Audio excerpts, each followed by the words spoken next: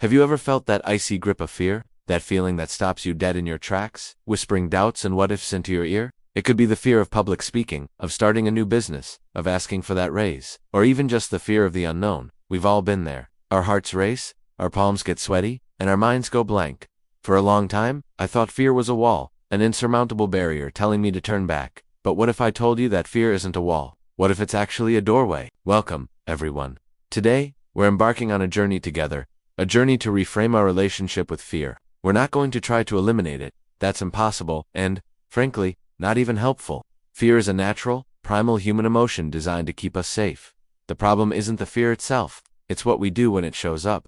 Today, we're going to transform fear from a paralyzing force into a powerful source of empowerment. And the best part? We'll be using simple, effective techniques you can do in just 5 minutes. So, if you're ready to turn your biggest fears into your greatest strengths, you're in the right place. Let's dive in. First, let's understand what's happening in our brains. When we face a perceived threat, our amygdala, the brain's alarm system, goes into overdrive. It triggers the fight, flight, or freeze response, flooding our bodies with adrenaline and cortisol. This is brilliant if you're facing a hungry lion, but not so helpful when you're about to give a presentation. Our modern-day lions are often psychological: fear of failure, fear of judgment, fear of not being good enough. The key is to learn how to communicate with our brain, to let it know that we're not actually in mortal danger. We need to shift from a reactive state to a responsive one. So, here's our first 5-minute technique, the name it to tame it method, combined with a grounding exercise. The next time you feel that wave of fear, stop, don't run from it. Instead, take a deep breath and acknowledge it. Say it out loud or to yourself. Okay, I'm feeling fear right now. By simply naming the emotion, you create a space between you and the feeling. You are not the fear. You are the one observing the fear. This act of labeling engages your prefrontal cortex, the rational part of your brain, and begins to calm the amygdala's alarm. Now let's add the grounding part. Sit down in a chair. Feel your feet flat on the floor. Press them down gently. Notice the texture of the ground through your shoes. Now, feel the support of the chair beneath you. Place your hands on your lap and notice the sensation. Look around the room and name 5 things you can see. A lamp, a book, a window, a plant, a picture frame. Now, name 4 things you can feel. The fabric of your clothes, the smooth surface of your desk, the cool air on your skin, the warmth of your hands. Next, 3 things you can hear. The hum of a computer, distant traffic, your own breathing. 2 things you can smell, and finally, 1 thing you can taste. This 5, 4, 3, 2, 1 technique yanks your attention out of the swirling vortex of fearful thoughts and anchors you firmly in the present moment. In just 5 minutes, you've acknowledged the fear and recentered yourself in reality. Our second 5-minute technique is what I call the curiosity switch. Fear often tells a very compelling, but very one-sided story. It's a master of worst-case scenarios. If I give this speech, I'll forget my words, everyone will laugh, and my career will be over. Sound familiar? Fear thrives on certainty, the certainty that everything will go wrong. Our job is to challenge that narrative with curiosity. Instead of accepting the fear story as fact, start asking what if, but in a positive or neutral way. What if I remember most of my speech? What if people are actually interested in what I have to say? What if I stumble on a word, but recover gracefully? What if this is an opportunity to learn and grow, regardless of the outcome? Curiosity opens up possibilities. It shifts your focus from a guaranteed negative outcome to a range of potential outcomes, many of which are neutral or even positive. So, for the next 5 minutes, grab a pen and paper or open a note on your phone. Write down your fear story. Then, right next to it, start writing what if ... double quotes statements. Challenge every negative assumption with a curious question. What if the opposite is true? What if there's a lesson in this for me? This isn't about toxic positivity or ignoring risks. It's about balancing the narrative. You're simply reminding yourself that fear's version of the future is not the only version available. You are reclaiming your power to imagine a different outcome. Ready for our third technique? This one is all about physiology. It's the power pose and reframe method. Our minds and bodies are deeply interconnected. When we feel scared, we often make ourselves smaller. We hunch our shoulders, cross our arms, and avoid eye contact. This posture actually reinforces the feeling of powerlessness, but we can reverse engineer this process.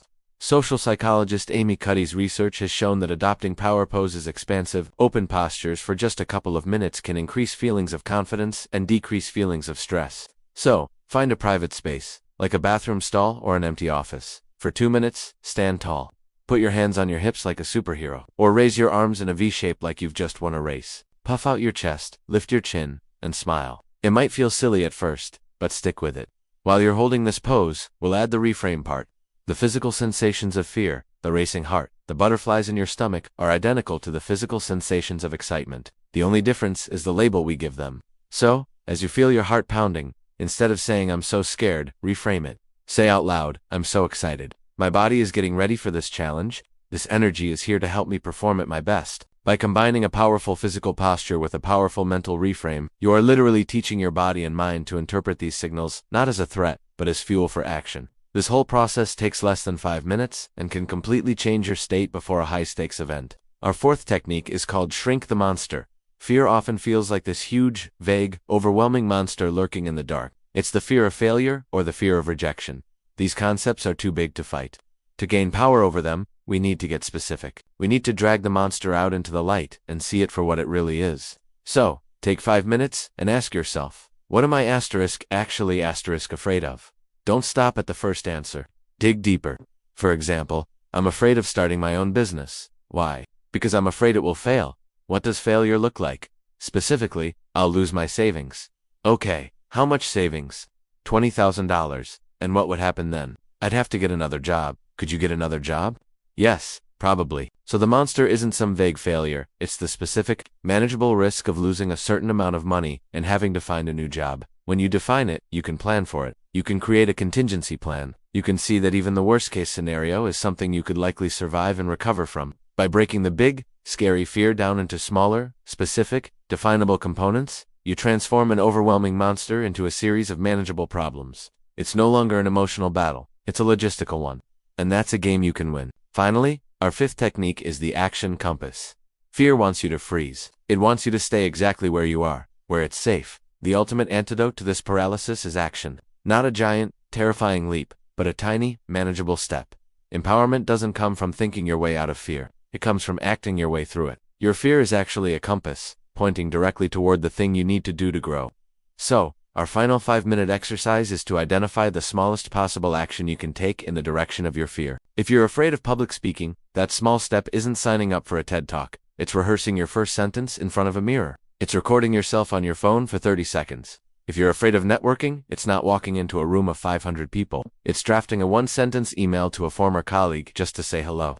The key is to make the step so small that it feels almost ridiculous not to do it.